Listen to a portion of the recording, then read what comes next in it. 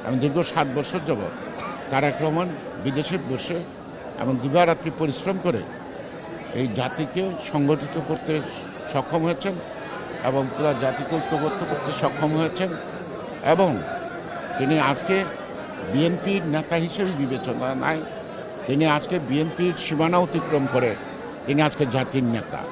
সুতরাং এই জাতির নেতা তার বিরুদ্ধে যে সকল অন্যায়ভাবে রায় দেওয়া হয়েছে এবং মামলা দেওয়া হয়েছে, আমি বিশ্বাস করতে চাই এই সরকার অচিরেই প্রতিবন্ধকতাগুলি দূর করবে এবং তাদের মামলাগুলি প্রত্যাহার করে গণতন্ত্রের চলার পথকে সুগম করবে এবং বাংলাদেশের রাজনৈতিক নেতৃত্ব যাতে বিকশিত হয় সেই দিকে তারা খেয়াল রাখবে। আর এটা যদি না করে সেটা অত্যন্ত দুঃখজনক।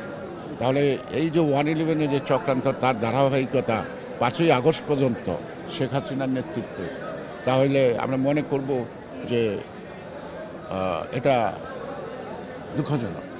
তা আমরা আশা করব এই আন্দোলনের সংগ্রামের মধ্য দিয়ে তারা আজকে জাতির নেতৃত্ব দিচ্ছেন, সরকার গঠন করেছেন, তাদের সকলের আত্মদানকে এবং সকলের ত্যাগকে এবং নির্যাতনকে তারা আমলে নেবে এবং যথারীতি এদেরকে এই সকল মামলা মোকদ্দমা থেকে বা কোর্টের হাজিরার আমাদের যদি যেতে হয় এখনও এখান থেকে আমাদেরকে মুক্ত করবে।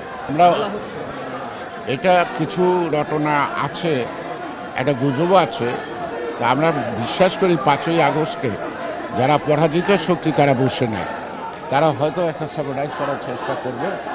তবে বিএনপির পক্ষ থেকে ইতিমধ্যে আমাদের নেতা তারেক রহমান সাহেব একটা ঘোষণা দিয়েছেন এবং যে সকল অঞ্চলে সকল পূজাকে আমরা দেখভাল করব, আমরা জনগণকে নিয়ে নিরাপত্তা দিব এবং সেখানে আমাদের নেতৃত্ব যদি ব্যর্থতা হয় তাদের বিরুদ্ধে যথাযথ ব্যবস্থা গ্রহণ করবে।